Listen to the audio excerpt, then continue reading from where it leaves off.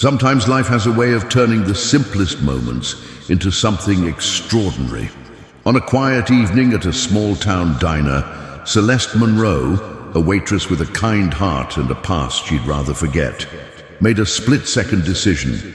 She gave $20 to a woman who looked like she needed it more than she did.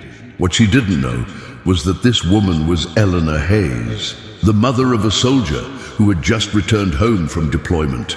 15 minutes later, a military convoy pulled into the diner's parking lot. And in that moment, Celeste's life took a turn she never saw coming, because one simple act of kindness was about to lead her to a man who carried shadows from war, a past he couldn't escape, and a heart waiting for the right person to heal it. If you love stories of fate, kindness, and the kind of love that comes when you least expect it, you won't want to miss this one. Subscribe now and join us on this journey, because sometimes the smallest gestures create the biggest miracles. Now, let's dive into A Waitress Helped a Veteran's Wife with $20. 15 minutes later, a military convoy showed up. A story of love, resilience, and the unexpected ways we find home. Celeste Monroe wiped down the counter of the Rusty Spoon, a small-town diner where she had worked for nearly a decade. The neon sign outside flickered against the inky black sky, signaling that the late-night shift had just begun.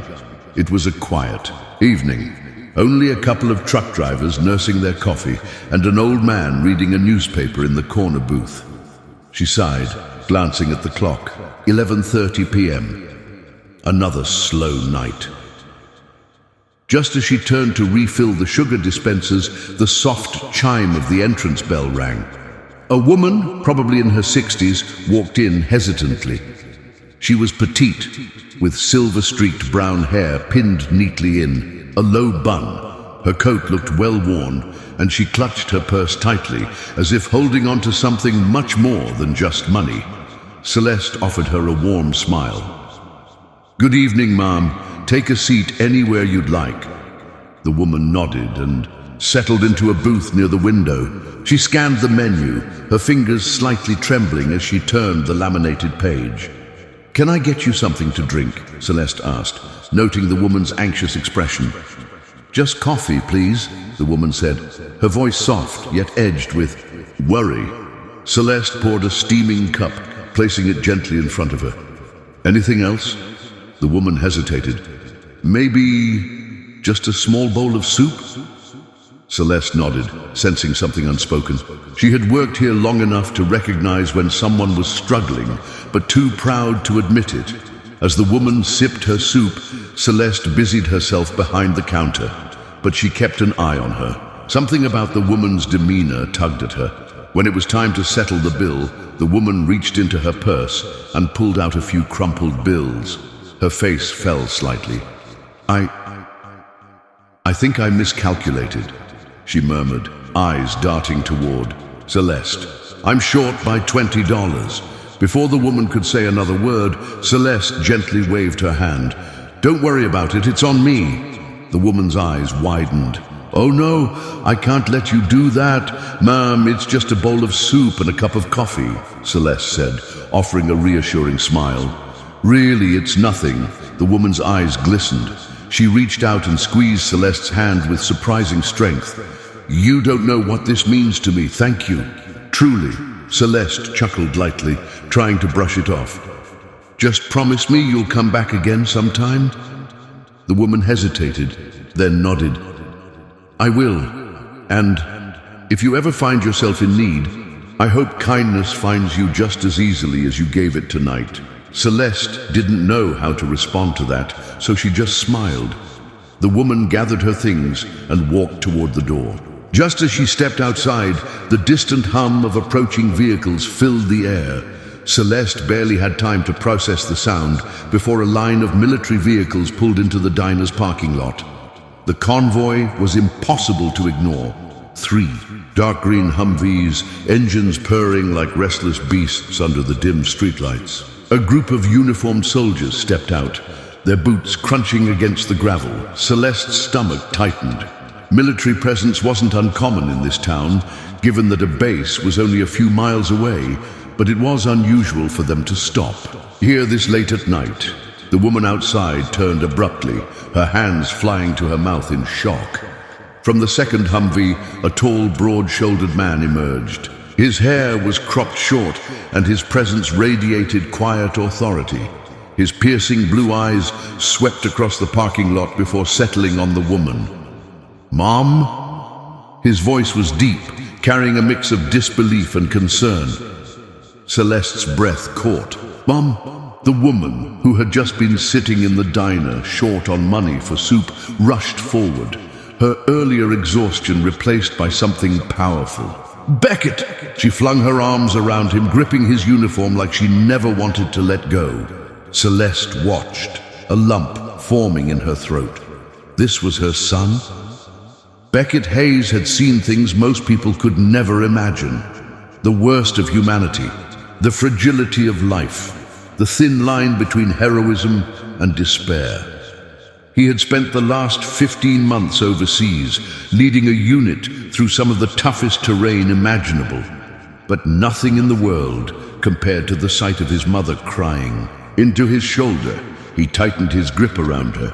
"What are you doing here so late?" His mother pulled back, wiping her tears. "I was waiting for you at home, but the gas light came on. I stopped here, but She hesitated. Beckett's eyes flickered toward the diner. "You didn't have enough money?" She shook her head. "A kind waitress helped me." Beckett turned toward the diner. Through the glass windows, his eyes met Celeste's. She stood behind the counter, watching cautiously, her expression unreadable. His mother placed a hand on his chest. She didn't even hesitate, Beckett. She just helped. Beckett exhaled, his chest rising and falling with something he couldn't quite name. He knew what it was like to depend on the kindness of strangers. He had seen it on the battlefield, comrades who gave up their rations for others, medics who worked through exhaustion just to keep one more soldier alive. Now standing here in this tiny diner in a town that hadn't changed much since he left, he was seeing that same kind of selflessness, and for the first time in a long time, he felt something stir inside him, a reason to believe that maybe, just maybe, there was still good in the world. The soldiers followed Beckett into the diner, filling the space with the unmistakable presence of men who had spent too long in war zones. They were loud, laughing, full of relief at being home, but Beckett's attention remained on Celeste. As he approached the counter, Celeste straightened her apron, trying to look unaffected. "Welcome home, soldier," she said, her voice steady, but warm. Beckett studied her for a moment. "You helped my mother." Celeste gave a small shrug. She looked like she needed it. A slow smile tugged at the corner of his mouth. It was the first genuine smile he had allowed himself in months. Maybe it was exhaustion. Maybe it was the strange way fate worked. But something about this woman, this waitress who had no idea who she was helping, made him want to stay a little longer. And though neither of them knew it yet, this was just the beginning of a story that would change both their lives forever. Celeste Monroe had served all kinds of people in her years at the Rusty Spoon. Truckers passing through town, exhausted mothers juggling restless children, even the occasional drifter looking for a hot meal. But she had never served a soldier, fresh off deployment, whose mother she had unknowingly helped.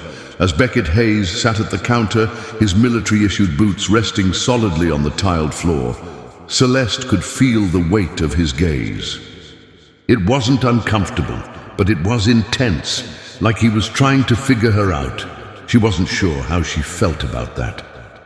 The rest of the soldiers filled the diner, their voices booming with the kind of relief that only comes after months of living on edge. Some placed orders, others laughed over inside jokes, but Beckett remained silent, watching as Celeste moved behind the counter. His mother, Eleanor, sat beside him, still wiping at the remnants of happy tears. "I still can't believe you're here," she murmured.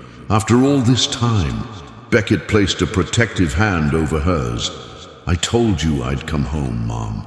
Celeste busied herself pouring coffee, but she couldn't help but listen to the quiet emotion in his voice.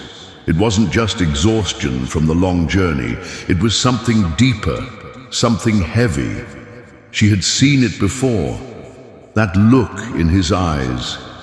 The same look she had seen in a few other soldiers who stopped by the diner over the years. The kind of weariness that didn't come from a lack of sleep, but from carrying too many memories that refused to fade. She cleared her throat, trying to shake the thought away. So, what can I get you?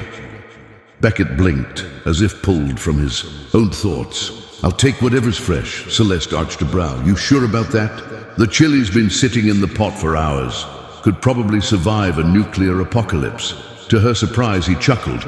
It wasn't a loud laugh, more of a quiet rumble, like he hadn't used it in a while. Eleanor patted his arm.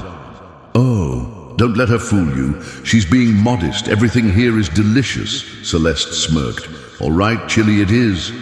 As she ladled a steaming bowl and set it in front of him, she felt a strange twist in her stomach, a pull toward this man she had only just met. She told herself it was nothing, just curiosity. But curiosity had a way of turning into something else. Beckett took a bite of the chili, and for the first time in months, he tasted something real. For 15 months, his meals had been ration packs, overcooked mess hall food, or whatever they could scavenge in the middle of nowhere. But this was warm, seasoned, and most importantly, it felt like home. His gaze flickered to Celeste. He had spent so long in places where kindness was rare, where every action had a price, where trust was a luxury. And yet here was this woman standing before him, helping his mother without knowing who she was. Beckett had learned the hard way that nothing in life came without an ulterior motive. So why had she done it? You run this place? He asked. Between bites, Celeste shook her head. Nah, I just keep it running. Grace Whitmore owns it. I'm just the lucky one who gets to pour coffee at midnight. Beckett tilted his head slightly. You like it? Celeste hesitated, then shrugged. It pays the bills. It was an automatic answer, one Beckett recognized immediately. The kind people gave when they didn't want to admit the truth. His mother suddenly gasped, cutting through the moment. Oh, I just realized I don't even know your name, dear. Celeste wiped her hands on her apron. Celeste Monroe. Eleanor beamed. Celeste, that's beautiful. She nudged Beckett. Isn't that beautiful? Beckett gave a slow nod. He wasn't sure if it was the name or the woman wearing it. As the night stretched on, the soldiers slowly began to disperse, filing out of the diner in groups, their laughter fading into the crisp night air. Beckett stood, reaching for his wallet. How much do I owe you? Celeste shook her head. Your mom already paid me back for the soup. That's not what I meant. He gestured toward his empty bowl. Celeste gave him a look. I'm pretty sure I just saw half your guys leave without paying. Beckett smirked. Yeah, well, they'll settle up next time. I'll hold you to that. As he pulled out a few bills and placed them on the counter, his mother suddenly clapped her hands together. You should come to dinner. Celeste blinked. Excuse me. Eleanor looked at her expectantly. I'd love to properly thank you. A home-cooked meal, no greasy diner food, I promise. Celeste hesitated. This wasn't part of the plan. She had helped a stranger. That stranger turned out to be the mother of a soldier. The soldier ate his chili, and that should have been the end of it. She didn't do things like this. Beckett must have sensed her hesitation because he sighed. You don't have to. She does this a lot. Oh, hush. Eleanor swatted his arm. I don't do it a lot. She turned back to Celeste, smiling warmly. Please, dear, just one dinner. And for some reason, Celeste couldn't quite explain. She heard herself saying, all right. Beckett didn't know why he felt relieved that she had accepted. Maybe it was because his mother was so clearly fond of her already. Maybe it was because Celeste intrigued him in a way he wasn't used to. Or maybe, just maybe, it was because something inside of him, something buried deep beneath years of deployments and war zones and goodbyes, was waking up again. He wasn't sure if he liked it, but he knew one thing for certain. Celeste Munro was not someone he was going to forget. The invitation had seemed innocent enough, a simple dinner, a gesture of gratitude. But as Celeste Munro pulled up to Eleanor Hayes's modest home the following evening, she couldn't shake the feeling that she was stepping into something far more significant than she had anticipated. She had spent the entire day debating whether she should even come. She barely knew these people, and Beckett, there was something about him, something she couldn't quite put her finger on. But in the end, the thought of disappointing Eleanor had made her push aside her hesitation. So here she was, taking a deep breath. She stepped onto the porch and knocked lightly on the door. It swung open almost instantly. Beckett stood there, filling the doorway. He had changed out of his uniform, now wearing a simple dark Henleyan jeans. His presence was just as commanding, though, as if he carried an invisible weight that never quite left his shoulders. For a long second, neither of them spoke. Then finally, Beckett stepped aside. "Come in." The inside of Eleanor's house was warm, filled with the scent of something roasting in the oven. It was the kind of home that felt lived in, loved. Photographs lined the mantel, faded pictures of a young Beckett standing beside his mother, an older man in military uniform with an arm slung around his wife. Celeste's eyes landed on a framed photo of a younger Beckett in his dress blues, standing tall and proud beside a man who bore a striking resemblance to him. "My late husband," Eleanor said softly, following her gaze. "Beckett's father. He served too." Celeste turned to Beckett, who remained silent. His jaw was set, his expression unreadable. "Dinner's almost ready," Eleanor said, breaking the tension with a smile. "Make yourself at home." Celeste nodded, but as she moved to take a seat, she could feel Beckett's eyes on her, like he was studying her. She just didn't know why. Dinner was surprisingly easy. Eleanor carried the conversation, asking Celeste about her job, her life in town, her thoughts on running a diner at ungodly hours. Celeste answered as best she could, but the entire time she was acutely aware of Beckett's silence. He ate methodically, nodding occasionally at something his mother said, but he barely spoke. As if he were in the room, but not really there. Finally, Celeste set her fork down and looked at him directly. "You always this quiet?" Eleanor chuckled softly. "Oh, honey, you have no idea. I used to have to beg this one to talk about his day." Celeste smirked. "Let me guess, you were the strong, silent type even as a kid." Beckett finally glanced up, his eyes meeting hers. Something flickered there, a ghost of a memory. "I learned early that talking doesn't change much," he said simply. The mood at the table shifted, not uncomfortable, but heavier. Celeste knew better than to push. But that didn't mean she wasn't curious. After dinner, Beckett offered to walk Celeste to her car.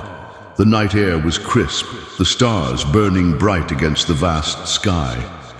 For a while, they walked in silence. Then Celeste spoke, her voice quiet. "But sure, you don't like talking about it, do you?" Beckett didn't ask what it was. He knew, no, he admitted. Celeste nodded. "You don't have to. But for what it's worth, you don't have to carry it alone either." Beckett stopped walking, turning to face her fully.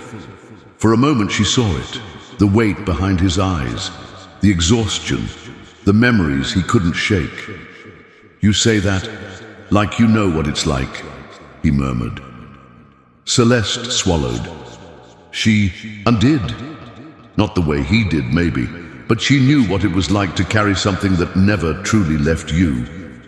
"I think everyone carries something," she said finally. Beckett studied her for a long time. Then to her surprise, he nodded. "Yeah," he said quietly, "I guess they do." And for the first time that night, It felt like the distance between them wasn't so wide after all. Later that night, as Beckett lay in bed staring at the ceiling, he found himself thinking about Celeste. She had this way of seeing people, not just what they presented to the world, but what they tried to hide. He wasn't used to that. He had spent years training himself to keep everything locked away, to compartmentalize, to push through, to move forward. But tonight, for the first time in a long time, he wondered if maybe, just maybe, there was another way. If maybe he didn't have to carry it all alone. Across town, Celeste lay awake, staring at the faint glow of her alarm clock. She had promised herself a long time ago that she wouldn't let herself get too close again, that she wouldn't get tangled up in something that could hurt her. But Beckett, he wasn't like the others, and that terrified her more than anything. Because if there was one thing she had learned about men who carried shadows, they could either heal you or break you completely. And she wasn't sure which one Beckett Hayes was going to be. Celeste Monroe had spent years carefully constructing barriers, walls that protected her from disappointment, from heartbreak, from the kind of pain that left scars deeper than any visible wound. But ever since the night she helped Eleanor Hayes, those barriers had begun to feel less solid, and Beckett Hayes, he was the reason why. She wasn't sure what it was about him. Maybe it was the way he carried himself, like a man who had seen too much but refused to be broken by it. Maybe it was the quiet way he watched the world, as if he was waiting for something to finally make sense. Or maybe, just maybe, it was because she saw in him the same kind of damage she carried herself. And that scared her more than anything. A few days after their dinner at Eleanor's house, Celeste was working the late shift at the Rusty Spoon when the diner's door swung open, the familiar chime echoing through the nearly empty space. Beckett walked in, looking like he belonged there and yet completely out of place. Celeste glanced up from behind the counter, trying to ignore the way her pulse kicked up at the sight of him. "Twice in 1 week," she teased, reaching for a clean coffee mug. "If I didn't know any better, I'd think you actually liked this place." Beckett smirked, sliding onto the stool at the counter. "I'm still debating," Celeste snorted. Coffee." He nodded. "And maybe some intel." She raised an eyebrow as she poured him a fresh cup. "On what?" Beckett wrapped his hands around the mug, his gaze steady. "On whether or not you like baseball." Celeste blinked. That was not the direction she'd expected this conversation to go. "Baseball?" she echoed. Beckett nodded. "There's a game this weekend. Minor league team, but they're not bad. I've got an extra ticket." Celeste stared at him. Was he asking her out? She wasn't sure if Beckett Hayes even knew how to ask someone out. She tapped her fingers against the counter. "And who exactly am I competing with for this extra ticket?" Beckett took a sip of his coffee before answering. "Jonas." Celeste let out a laugh. "Your buddy Jonas." Beckett smirked. "Figured you'd be better company." Celeste hesitated. She wasn't sure why. It was just a baseball game. It didn't mean anything. But something about Beckett, something about this whole thing felt different. Still, she found herself nodding. "All right," she said. "I'll go." And just like that, she had agreed to spend time with a man who had the power to break through walls.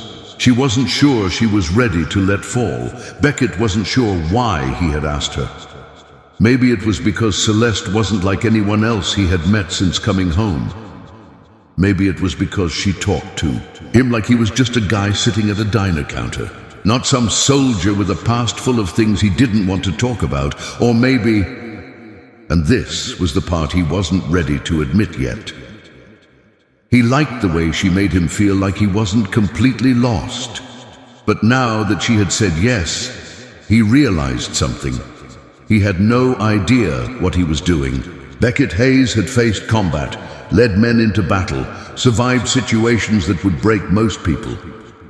And yet, asking a woman to a baseball game? Somehow that felt harder. That night, Celeste lay awake in bed, staring at the ceiling. She wasn't afraid of Beckett, but she was afraid of what he might mean.